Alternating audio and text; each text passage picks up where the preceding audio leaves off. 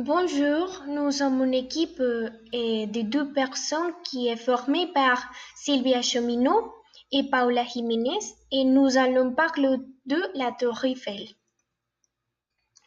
Et pour commencer, je vais faire une petite présentation, c'est comme un résumé avec l'information la plus importante, la plus générale et de la Tour Eiffel. Bon, elle est un monument emblématique près au cœur de Paris, spécifiquement et au district numéro 7, qui a été construit par Alexandre Gustave Eiffel comme un résumé de l'essence contemporaine selon lui-même. Elle est le monument le plus visité au monde avec 300 millions de visiteurs en 2017 selon Mairie de Paris. Mais pourquoi? Pourquoi choisir la Dame de Fer? Bon, je vais montrer une vidéo sur YouTube avec les caractéristiques les plus attrayantes et séduisantes de cette tour.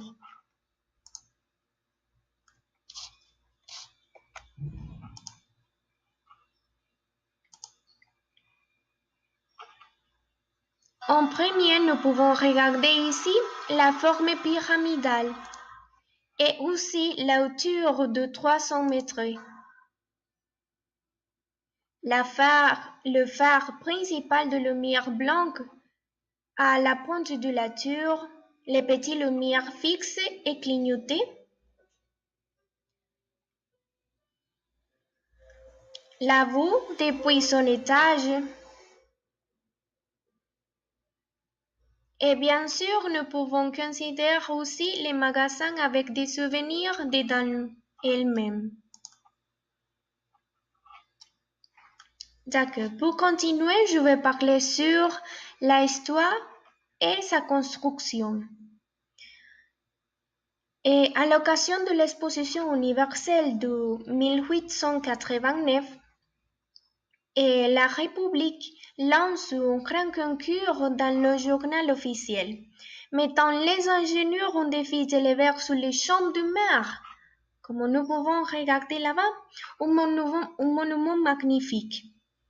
L'entreprise Eiffel, qui était formée par Émile Nouvière, Maurice Coey-Klein et Gustave Eiffel, a commencé l'idée en janvier de 1887 de construire une tour très haute en 202 mois. Conçu comme un grand pylône formé de 4 poutres, comme nous pouvons regarder ici 4 poutres, en trégie écarté à la base et se rejoignant au sommet, liées entre elles par des poutres métalliques disposées à intervalles réguliers. Finalement, elle était finie et en mai de 1889. Quand la tour Dame de Fer avait été finie et démontre les danses pendant son inauguration, elle était cible de beaucoup de critiques à cause de son apparence. Parmi les commentaires négatifs, on peut trouver quelques exemples que j'avais traduits. Ils sont en espagnol, mais j'avais essayé de les traduire. En français, et en premier, nous pouvons lire « Tragique lampe de roue, selon lui et Bloy. Squelettique tour de garde, selon Paul Verlaine. Mat de fer avait appareil dur, inachevé, confus et déformé, selon François Copé. Pyramide haute et maigre ou fer squelette immense, son crasse duquel base semble être faite pour soutenir un monument formidable de cyclopée, avortement d'un ridicule et maigre profil de cheminée d'usine.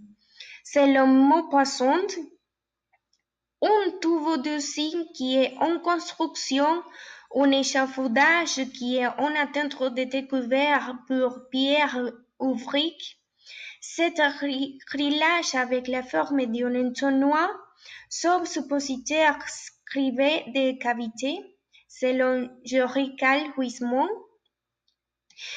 Et aussi, en addition à tous ces commentaires, il avait une lettre faite pour écrivains, peintres, sculpteurs, architectes et amateurs à la beauté de Paris qui expriment son mécontentement pour la construction de la tour parce qu'elle a été vue comme une menace au sort et au bon goût baroque de la ville. C'est-à-dire, le contraste entre le style baroque et la modernité de la tour Eiffel qui a été pris comme une insulte. Un fragment de cette lettre est la rédaction suivante. Selon l'ambassade de France au Venezuela, pendant 20 ans, on va regarder la tour en train de s'entendre sur toute la vie. Elle en tremblant à cause du génie de beaucoup de cycles comme une tache de l'encre, l'odieuse obscurité de l'odieuse colonne fer forgée. Comme nous pouvons regarder, les personnes n'aiment pas la tour. Mais beaucoup d'années après, nous pouvons considérer beaucoup d'événements, des fêtes qui sont célébrées là-bas en champ de Mars. Et c'est vous dire que la tour a été acceptée. Et nous pouvons profiter de beaucoup d'activités là-bas. Et c'est la chose la plus importante. Salut, je m'appelle Sylvia Chomino et je vais continuer notre présentation en parlant de Gustave Eiffel, le créateur de la Tour Eiffel.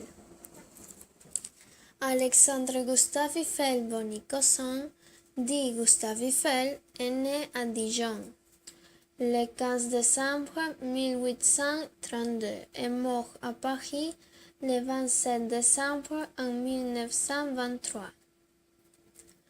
Alors, en 1852, il entre à l'École centrale des arts et manufactures à Paris et obtient un diplôme d'ingénieur chimiste en 1855. Donc, pour finir, nous voulons parler de quelques événements qui se sont produits dans le champ de Mars sous la Tour Eiffel. Tout d'abord, un concert d'Edith Piaf, la célèbre chanteuse française. En 1962, sort au cinéma le film Les jours les plus longs, un chef-d'œuvre qui marquera les esprits. Et à l'occasion de sa sortie, eut lieu un gala pendant lequel Edith Piaf fut invitée à chanter.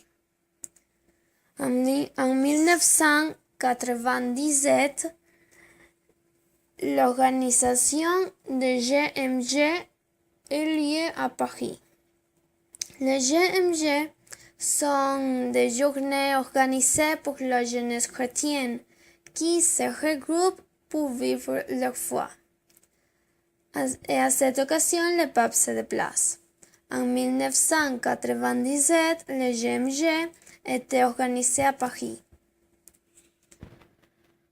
L'année suivante, les trois ténors Plácido Domingo, José Carreras et Luciano Pavarotti donnaient un concert exceptionnel dans le Champ de Mars à l'occasion de la Coupe du Monde.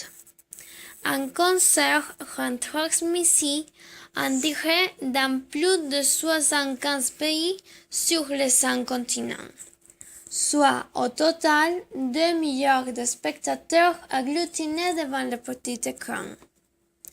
Finalement, nous avons le championnat d'Europe de football en 2016. Le signe de la tour officielle et du Champ de Mars a été sélectionné pour accueillir une fan zone lors du championnat d'Europe de football 2016. D'une capacité de 92 000 places non architecture rapetisée.